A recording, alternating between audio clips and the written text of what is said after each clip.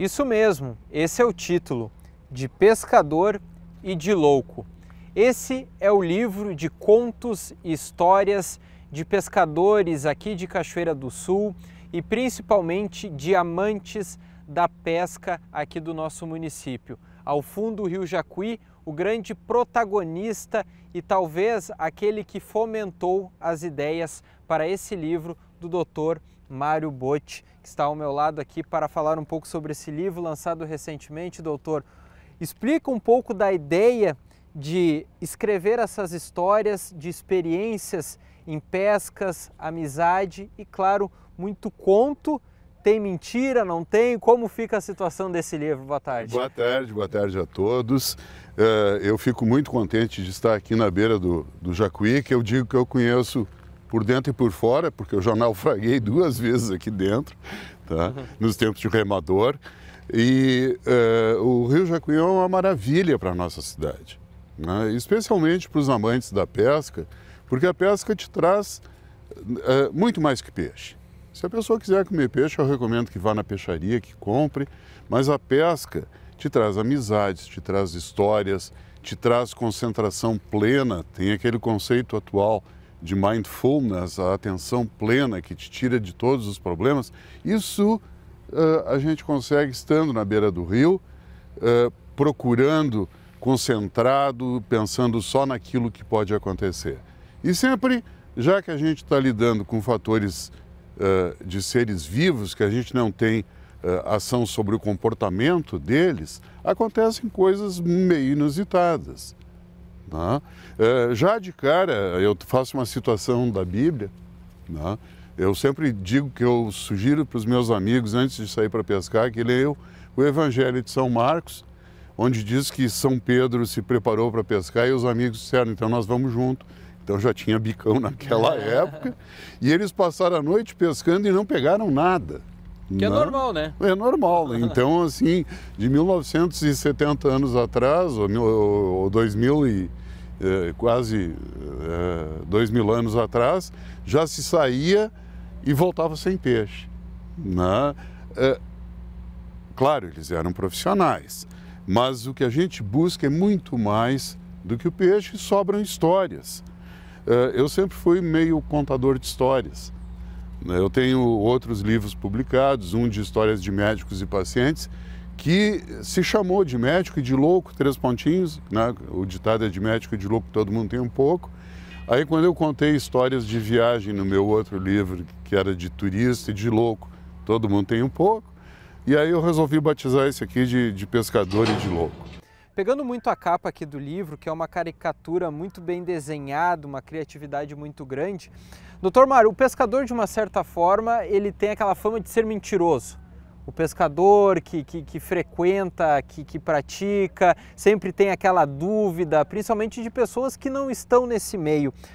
Tem alguma história específica aqui dentro desse livro, aqui de Cachoeira do Sul, do Rio Jacuí, aqui no final da Rua Moron? Com mentira ou sem mentira? O senhor pode escolher, mas uma história muito característica que pode, talvez, mudar essa ideia do pessoal que está lá em casa, de tirar essa fama de mentiroso do pescador. Não, eu vou contar uma história, mas vou contar com a mentira que foi feita. Existe uma confraria de pesca aqui e um dos meus parceiros e personagens do meu livro é o Dr. Sérgio Gnatti, nosso político e médico aqui da cidade, que é meu parceiro há muito tempo. Nós já viajamos para a Argentina, para o Uruguai, para pescar. Temos aqui dentro do Rio uma parceria muito grande. E num dia eu voltei numa pescaria muito bem sucedida, porque um amigo meu tinha contado onde ele tinha feito uma ceva. Uma ceva é colocar alimento para chamar e aglutinar os peixes. E era um outro parceiro e tinha me dito em segredo aonde que ele tinha feito isso. E eu pesquei muito ali. Quando eu chego em casa, o pessoal do clube tinha visto, né, do nosso clube de pesca aqui, tinha visto que eu tinha sido bem sucedido. O Gnatti me telefona. Mário, onde tu pescou? Eu digo, puxa vida, meu colega de anos e anos, o que eu vou fazer agora? O que eu vou falar? Eu inventei um lugar. No outro dia, isso era sábado, no outro dia era domingo, tinha um Grenal que eu não queria assistir. comecei a descer o rio no começo da tarde. Em direção àquele ponto? Não, descer o rio em direção a um outro ponto, né? Vem o guinate subindo o rio e começou a me abanar muito feliz. E disse: Mário, que coisa linda, tia. Aquele lugar que tu me ensinou ontem é um espetáculo, não para de correr peixe, é um dos melhores lugares do rio. Eu digo: então me ensina onde é, porque eu inventei tudo isso para ti. Né? Então tem isso também, né? De vez em quando. Mas normalmente assim, não se mente muito em pescaria, né? Porque tu desembarca, tu diz que está bem, que está ruim, as pessoas ajudam muito umas às outras, aonde está dando peixe, se alguém está pescando, pode contar que os amigos vão saber onde está melhor. Doutor, aproveitando a experiência do senhor de pesca, de convívio, eu queria entrar no assunto que é muito discutido aqui em Cachoeira do Sul, a pesca esportiva, de um modo em geral. A gente fala muito aqui de situações de conscientização do meio ambiente. O próprio Festival de Pesca aqui de Cachoeira do Sul tem esse intuito de promover o pesca e solte, que aos poucos vai se inserindo, e talvez a grande mudança seja nas crianças, nos novos pescadores. O senhor, pela experiência de já ter percorrido o Brasil, em outros lugares pescando, o que o senhor acredita que lá daqueles locais pode ser colocado aqui em Cachoeira do Sul para a gente mudar esse pensamento? Isso tem uma coisa muito interessante, porque começou com o programa do Rubens Almeida Prado, né, do Pesca e Companhia, 20, 25 anos atrás, e era uma coisa chocante ver o Rubinho pescando e soltando. Eu disse: esse cara enlouqueceu, né? Pescando esses peixes maravilhosos e soltando.